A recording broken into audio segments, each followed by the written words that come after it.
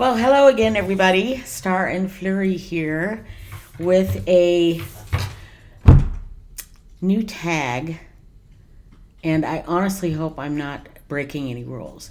I did a little research, and I couldn't find a tag quite like this out there in the YouTube world. So if it exists, let me know, and I'll change mine up and call it a VR instead of whatever it is before it's a VR. Anyways, so my topic is, and by the way, this is the second time I filmed this. The first time I filmed it, I'll be very honest with you. I was nervous about doing it, and so I had a glass of wine before I did it. Kind of had one sitting here the whole time I was doing it. When I got done and watched it back the next morning, I'm like, oh God, you're a little drunk, Nancy. I think you included things that maybe you might not have said had you had all of your wits about you. So I thought, you know what, I'm going to redo it. So it was pretty. I got a chuckle out of it, but yeah, not for posting. Anyways, so no wine tonight, just a little water in case I get a little parched. And it's snowing outside, so I couldn't be any happier than I am right now with that going on. So the topic is decks. I guess what I'm going to call it is decks that make you uncomfortable. You know, decks that give you the willies in some way or another. Now, I can guarantee you that some of the decks on my list are on other people's top 10s, top 10 for 22, top indie decks, top mass market decks. I know that some of these are on those lists. So I think it's a very subjective topic, and I guess I want to know if there's other people that say similar reactions that I do to certain decks, or to similar reactions to decks in general, that that for some reason put them a little off or put them off kilter, and it could be for a number of reasons. And so the first, let me see if I can remember the three that I wanted to talk about. First one could be just one that had bad juju infused in how you received it and how you purchased it, the transaction in which it occurred coming to you, whatever situation that might be, that might have had a negative connotation. That's one thing. Another one is just the deck itself is just throws you off. Who knows if it's kicking up, memories of whatever going on in your life. And then the third one I've completely forgotten. It'll probably come back this is what happens when you don't take notes.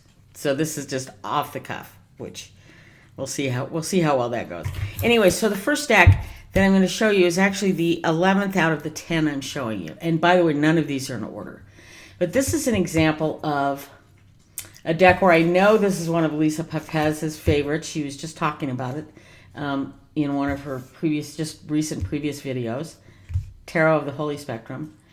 But for me, the reason this deck bugs me is when I bought it, the person I purchased it from, they were a I guess like a metaphysical store in Portland, and it happened to be, when I Googled the deck, it happened to just be one of them that came up. I knew it was a real deck. It wasn't a fake or anything. So I ordered it from him. And when it came to me, when I was very excited to get it, and when I opened up the box, it had, first of all, it was completely out of order, which is, that happens. I've gotten decks like that before. It's unusual, but it happens, and I don't, it doesn't usually throw me off. I just stop and put it all in order, because otherwise my brain just can't accept it. And then so it was out of order. So I started putting it in order. And while I was doing that, I realized that now these are the backs. In fact, I already got finger marks on myself. These are the backs. They're black. And they're a little susceptible to fingerprints and things like that. But when I got this deck, not this one, when I got the first one, it literally it was as if somebody had a box of French fries, pawed through the deck, and then threw it in the box and sent it to me. That was the feeling I had. Now, I know that's not what happened. Oh, God. But it was bad. I mean, they're literally slippy, slidey greasy fingerprints on half the cards. And it was kind of disgusting. So I went through and I, so wiped them off and put the deck in order. But that residual kind of just stuck with me to the point where I finally said, you know what, I got to write this guy and tell him this is not my deck. And so I wrote him and told him, and I took pictures because it was pretty easy to photograph how bad I looked. And he was like, I'm sorry. Yeah, well, it was my last copy. It was the display copy. It's the last copy I had. I'm really sorry. But it's not used. It's like, okay. But it is. And it's, kind of gross. So I'm going to return it then. And he for a full refund. Thank you very much. He's like, oh, hey, wait, I'm getting a new shipment of them in next week, and I'll be happy. This is several emails back and forth. I'll be happy to, if you want to send that copy back, I'll send you a new copy. And I'm like, okay, but I didn't say this, but I'm kind of like, why didn't you just say that at first? Why do I have to kind of beg? Or kind of, say, okay, fine, I'm sending it back. I mean, that's just overall just negative. I just didn't understand it, but whatever. He came up with that solution, and I was happy to accept it. So I bundled the thing back up, sent it back to him. He received it. He sent me a new copy, and everybody's happy. The only problem is that this deck will always have that pall over it because of that, for me.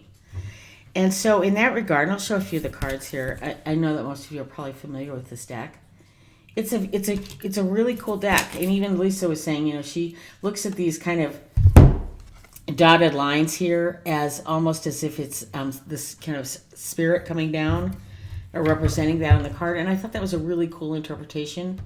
And it opened this deck up for me a little bit in that regard. But I will tell you, the bottom line is when I open up this deck, that's what I think of. And, in these colors, it's very primary color-y. I guess it would be the word I'm looking for. Well, I guess there's colors here that aren't primary colors, but they kind of feel like it. Very stark, green, red, yellow, blue. I don't know if is there blue in here? Red, yellow, green. There's some purple. There's a lot. Here's the very purple card. Let me pull that one out. The Nine of Grapes. See, that's what it looks like, the Nine of Pentacles. It's very pretty.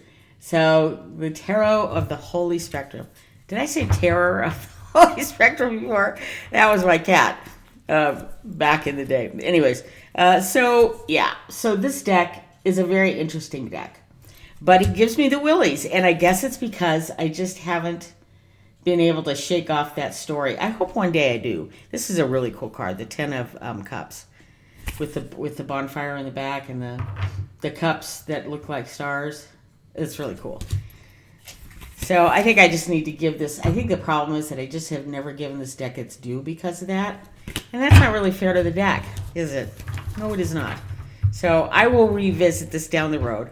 But for now, that's what I'm talking about. Or that's one thing, one kind of, deck that makes me uncomfortable. Is because I infused it with the negative energy. With some help in this case, with some help from the seller.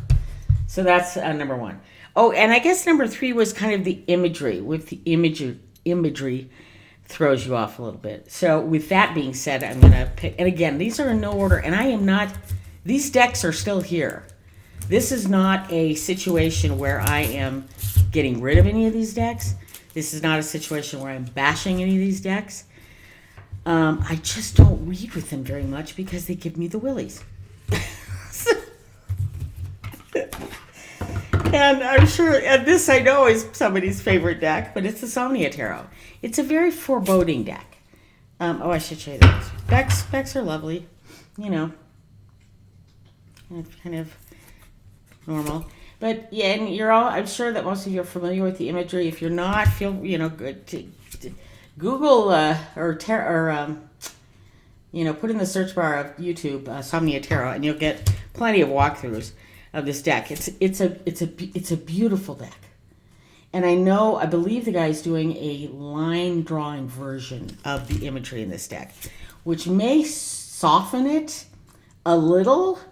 or maybe not. I have no idea what that will do. I've seen some of the renderings, and they're pretty cool. But yeah, so for whatever reason, this deck just, it's, while I, what am I trying to say?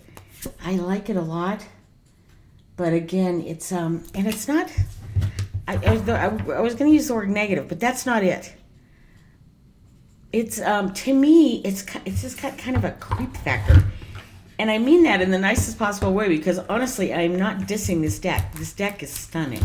There's just no getting around that. Absolutely stunning. Nicholas Bruno is the author of this deck. It's absolutely beautiful. But yeah, it just has a bit of a something, I don't know what, that I struggle to get beyond. And it may be just that I'm just not, again, maybe not giving it its due, not taking it on a shakedown tour, like I do a lot of the other decks that I get, but yeah, anyways.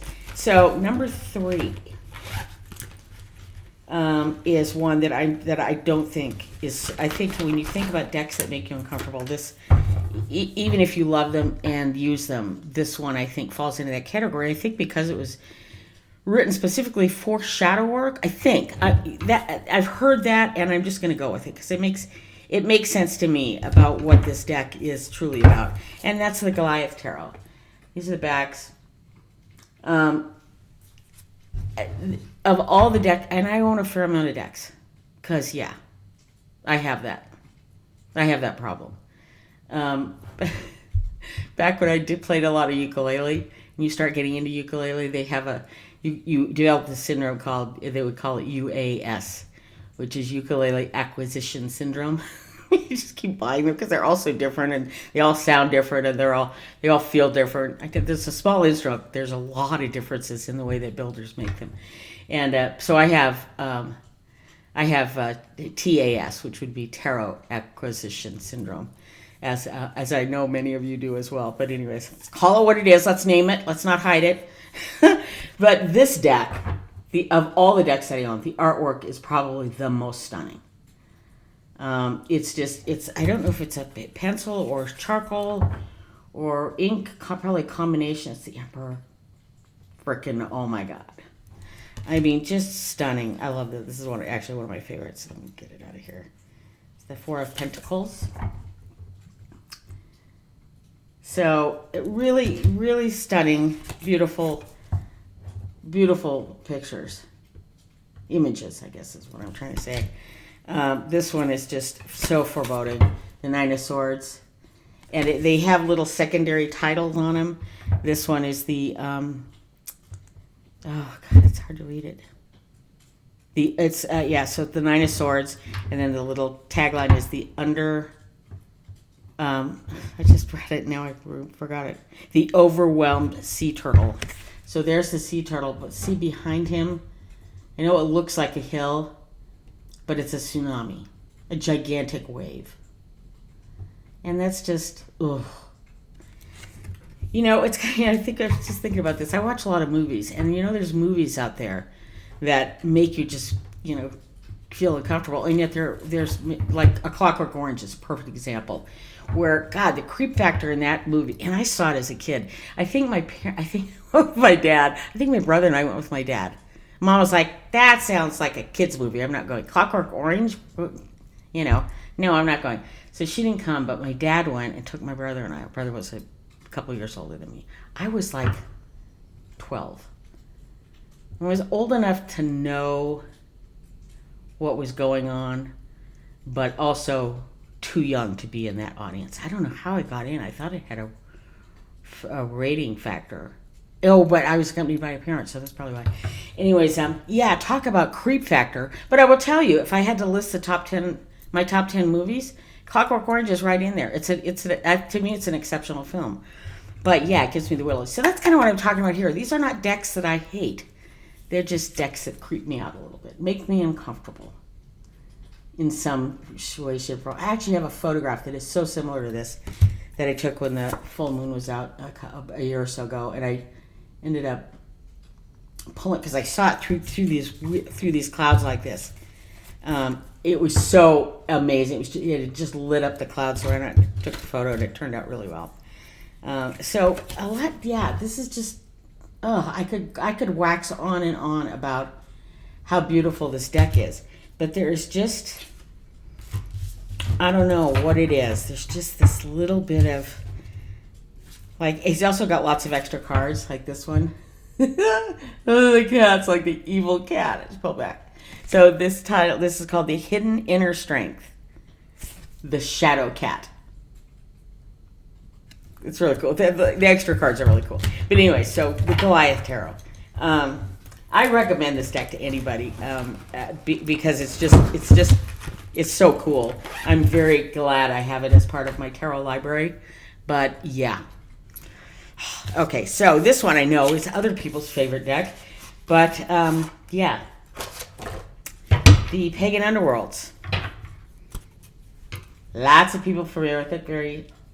Every time I look at this back, I think it was at the Garden. I always want to call it the Garden Goddess. Is it Garden Goddess Tarot? Something like that. She's so sweet. She just took this big trip to Greece, I think it was, and did a really cool video on it. But she always says she doesn't trust, I don't know if she says this exactly, but something to the effect, she doesn't trust any tarot decks that have backs that couldn't be made into rugs. And this is a perfect example of a tarot back that could be made into a rug. I totally get what she's talking about. It's so funny. Anyways, but this deck, yeah. It just, I don't know if it's just the lighting in this deck. I mean, these images are not particularly creepy. It's not like I'm in a fantasy land of darkness in these cards at all. But it just, I don't know if it's the kind of the off coloring of it, or just, they're always just, it's like, are you familiar with the After Tarot? This would be an awesome deck to do that. The After Pagan Worlds.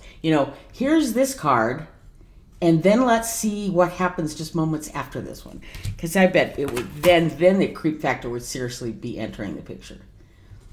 So I look at this like, I don't know, see, this just, I don't know, King of Pentacles, I'm not a fan.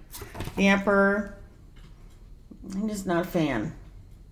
And it's not that, and again, I need to constantly reiterate, it's not that I'm not a fan of the deck. It's, but the images kind of are, they're putting me off a little bit.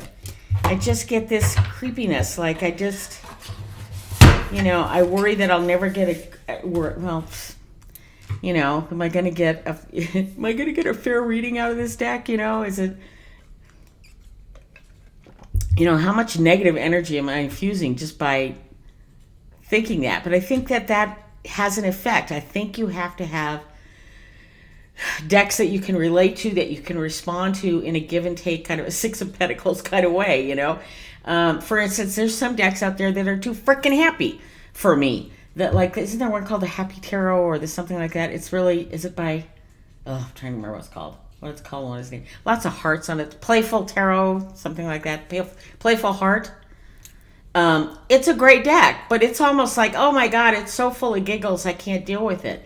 So there's also that might be an interesting, I may have to do that next. I don't have a lot of decks that fall into the category, but I have a few that are just like, okay, this one's just too, not comic-y, just almost too positive. It's like, I don't need all positive. I also don't need all negative. So, it's all about how you read it. So this one, first kind of category of decks that make you uncomfortable is the, did you infuse during the transaction of receiving the deck, acquiring the deck, however that was, did that make you negative? Are there other decks that just were like Goliath and the Pagan World? For me, it's the imagery that puts you off. And then there's this one. And I think this is actually the only one that falls in this kind of category.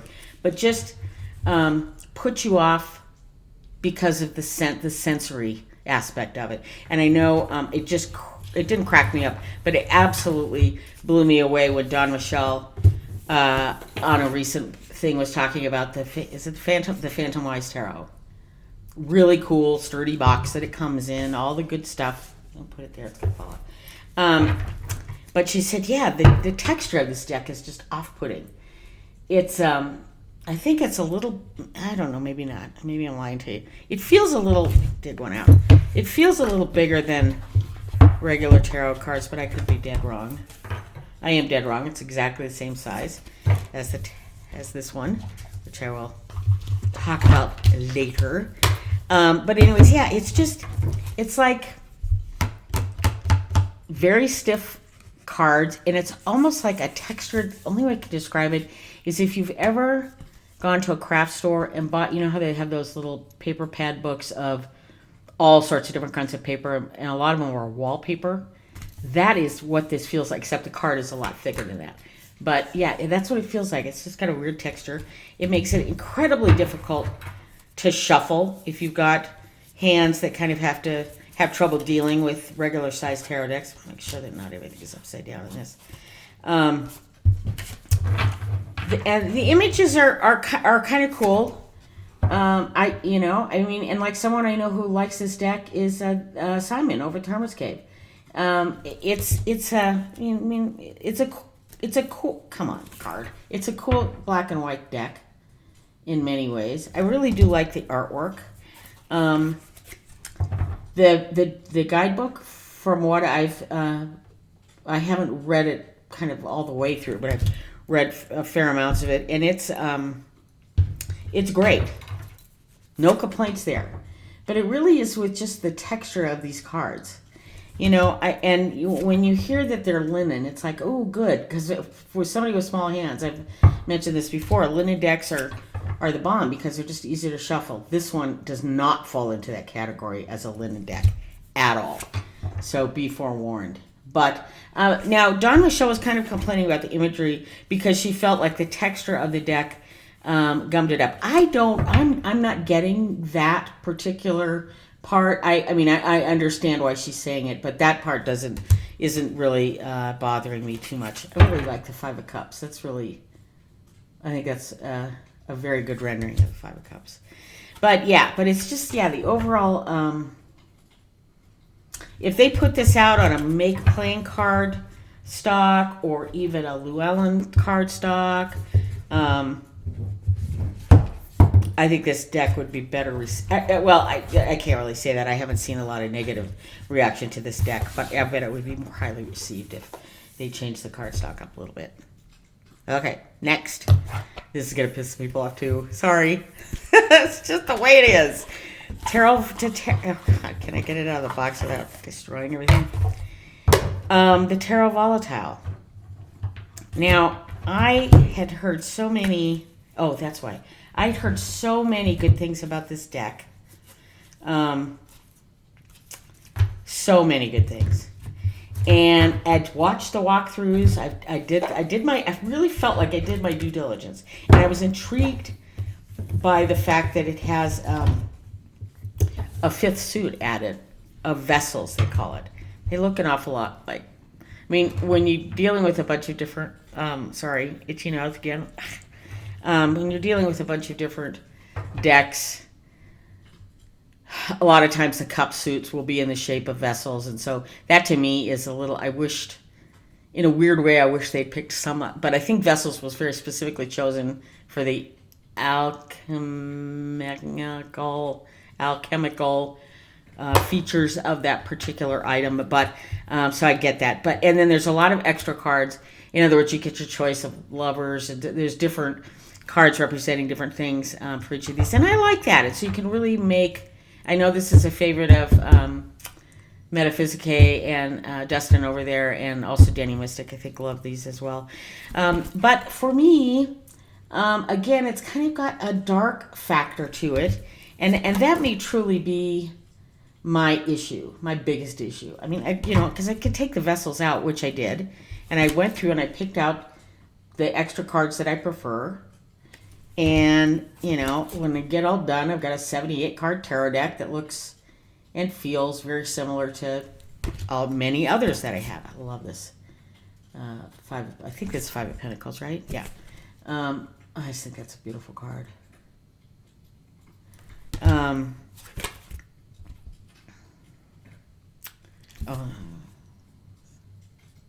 that the wheel? It must be the wheel. I can't tell though. I don't know what it is. Strength. And it may just be kind of this old... Although, see, now I own some decks that have a lot of old artwork in them, and I just don't get that kind of feeling from them that I get from this one. Maybe it's because the word volatile. I don't know. I mean, this is a cool Ace of Wands. I got to give them that. Very cool.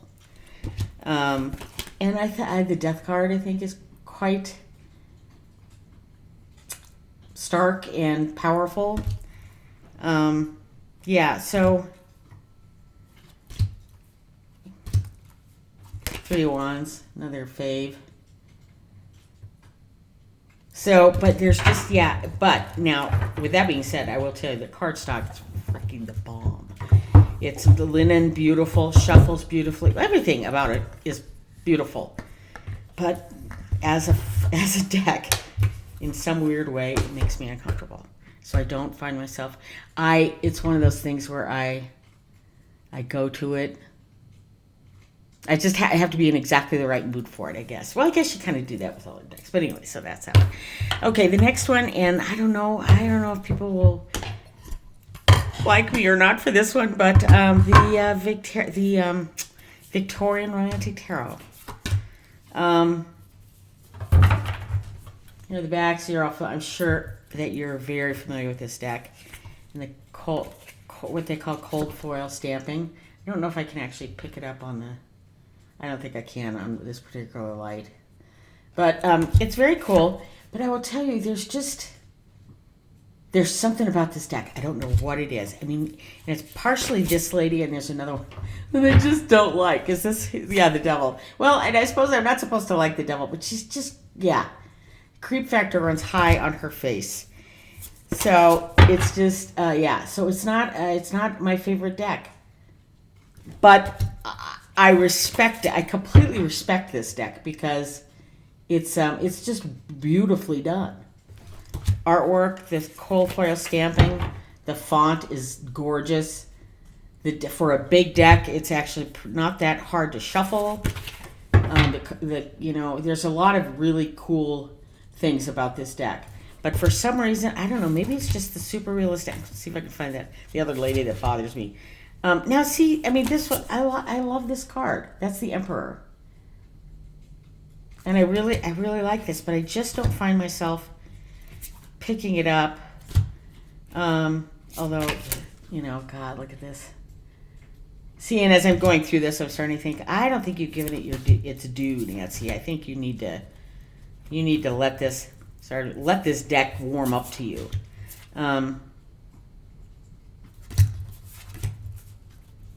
Or perhaps it's the other way around. I need to let myself warm up to it. So I love the star card, just beautiful. Yeah, just, I don't know what it is. It's just something about some of these faces are just like, no, thank you. These are the kind of cards that keep me up at night, Just I wake up, it's like, oh, go away. I don't want to see that in my dreams. Thank you very much. So again, I just keep reiterating this. I am not trying to dissuade anybody off these decks because I think every single one of them is stunning. None of these, as I said, I'm going to repeat it again. None of these decks are going anywhere. They are staying in my tarot library. I think each and every one represents a really cool aspect of tarot. I think, and that in that regard, they have great value to me, but. In terms of using them for reading, not so much. The next two, I know people are going to struggle with this one. And I know it's probably because for sure I have not given this one its due. But you're all familiar with it. The Deviant Moon.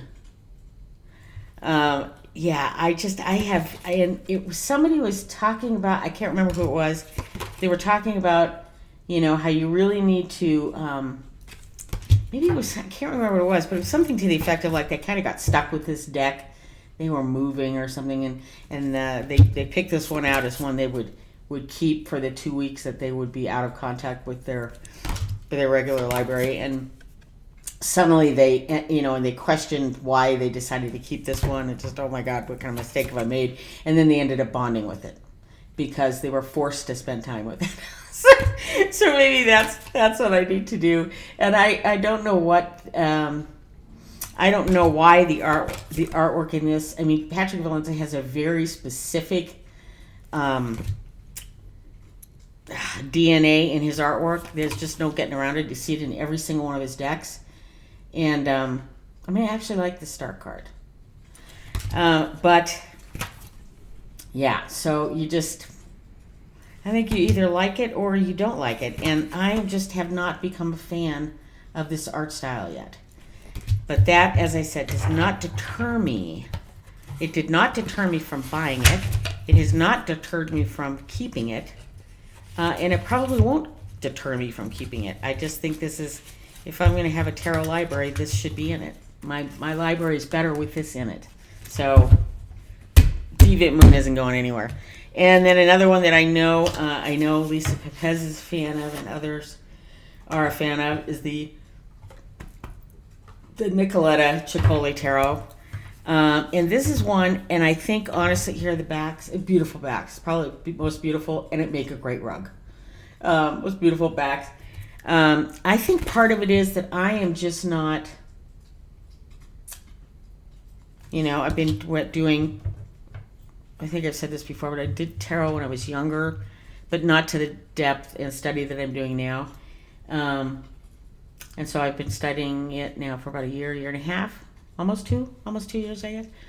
But I think I've still got a lot to learn. And I think this deck shows me, I think you have to have a good knowledge of tarot in order to have a full respect and understanding of this deck. And I think that's what I'm lacking right now. So while the big eye artwork, the kind of the big eyes, it just kind of creeps me out a little bit. I'm not ready to disown this deck by any way, shape, or form. I think it's a fun deck, but in fact, because I'm not as familiar with, the images are really far away from Rider-Waite-Smith, which is what I'm used to, that it makes it very difficult for me to read. So that the combination of Carly, I'm not really getting behind the art style, although I love, but I couldn't tell you what it is. Is it the Nine of Pentacles? What is it? I have no idea. I mean, that's my problem. I mean, I look at a card and I'm like, I don't know what that is. So that's why it's not my favorite deck. It's interesting looking at this and I'm thinking, there's a little bit of Tarot of the Mystical Moments within this deck. Not because the Tarot of Mystical Moments has really interesting artwork that isn't necessarily tied to the Rider-Waite, and yet I can read it fine. So I don't know. I think this is just. I remember Lisa saying she had trouble at first getting behind this deck, and it just really found a way to appreciate it. And so I hope that I come to that at some point because I think it's a beautiful deck. But yeah. So and here's another one, and I know this is. I believe this is one of Dustin's at Modern Metaphysique or. I know this is. I think this is a deck that he really loves, and I think it may have been in his top 10 from a couple years ago or a year ago, and I actually pulled it out again because I thought I need to revisit this deck. He was just going on about how great it is, and that so I thought I need to revisit this deck. So here are the backs. It's the Baroque Tarot. It's very cool. The backs are very cool. They'd also make a very good rug. And so I looked at these cards again.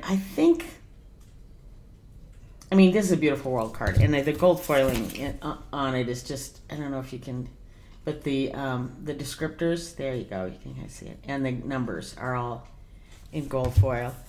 I wish, and it may change this deck completely, but I wish the images I wish the highlights had just been turned up a notch.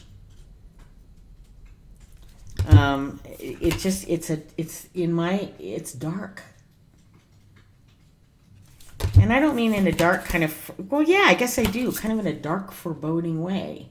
It makes it hard to see because I think there's a lot of joy in a lot of tarot, in a lot of the tarot cards. Not all the cards, some are not joy, but some are. And this one, I just don't feel the joy. Well, I mean, it's the Eight of Cups, so yeah. Four of Pentacles, not a lot of joy there either, but you know. But here's the Star card. I mean, you know, full of hope and desire, and I mean, it's a pretty card, but there's still kind of a darkness to it that I have trouble getting beyond. But you know, as I'm looking through this, I'm beginning to kind of appreciate the images. And there is lightness in the background, and I think I need to focus on that. It's kind of like, you know, I was just talking about this with somebody the other day about watching movies, which I do a lot. I love film. And, you know, you can watch a film one time and kind of walk out and go, well, I don't know about that. I don't know about that. And then you see it a second time and it frickin' blows you away. And I think part of it is because our minds, you know, when you're watching the first movie for the first time, you're just trying to, especially if it's a thriller, if there's a lot going on, that you're just trying to keep up with the story. And, you know, the perfect example was Tinker, Tailor, Soldier, Spy. Right in my top 10 with The Clockwork Orange. But I had to watch that film because I hadn't read the book. My bad. But I had to watch that film about 12 times before I was like, oh, I didn't grasp the fact that they were kind of jumping in and out of time. And that was the whole point of the guy's glasses, that you, at that point, that was your cue that this is before then and after then, which I didn't get. So that took me like 3 or 4 watches just to get that. But so you watch it for the first time, you're getting your mind is absorbing the story. Then the second time you start to pick up on more of the nuance, other things that are going on. And then by the third or fourth time, you're getting a chance to really enjoy the score. And in fact, I think there's many movies that I will throw on the TV and if I could just blank the screen out and leave the volume on, I would, because it's just the music I want to hear. Apocalypse Now, incredible background in that.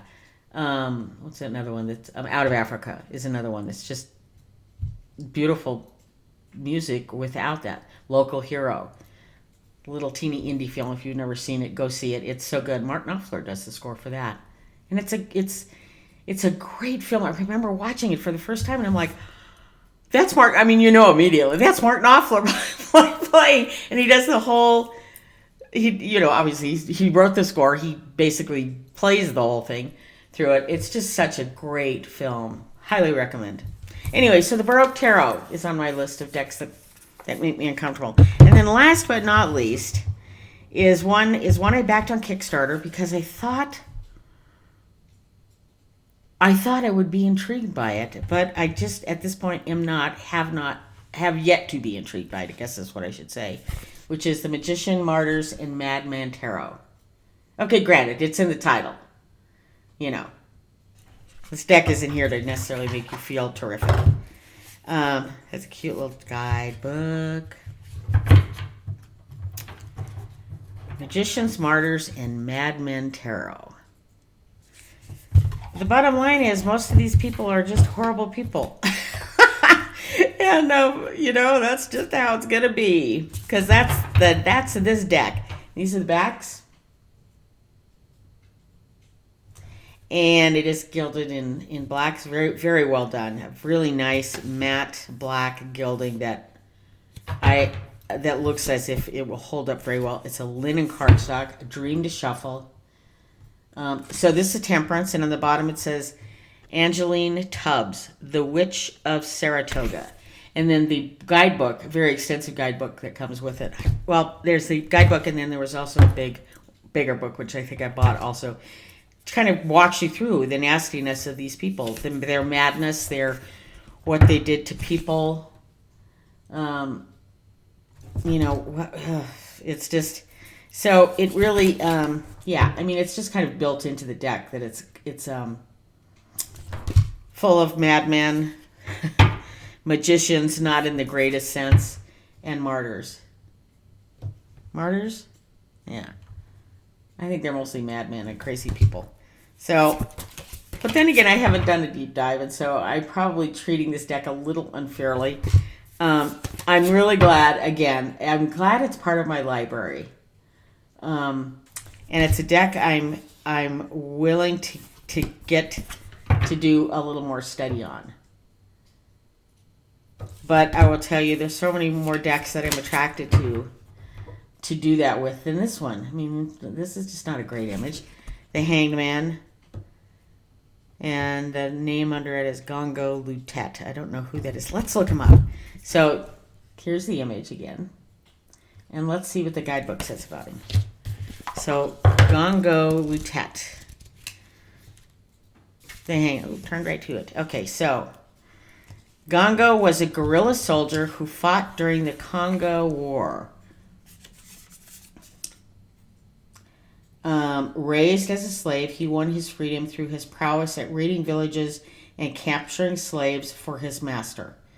Once freed, Gongo became the leader of a gang numbering thousands of soldiers. He initially fought against Belgian invaders, but eventually joined them to fight against the Islamic slave traders.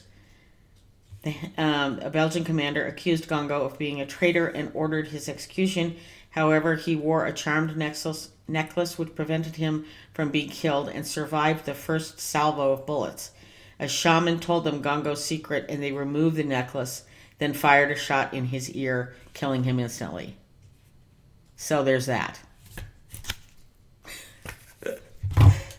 Not going to get an uplifting message from that, from the Hanged Man card. So anyways, so those are my decks.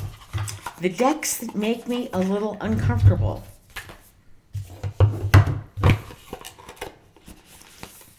That's it. So I'll be curious to see if anybody does a VR to this. I'd be really curious about the decks that are in your library that give you the willies.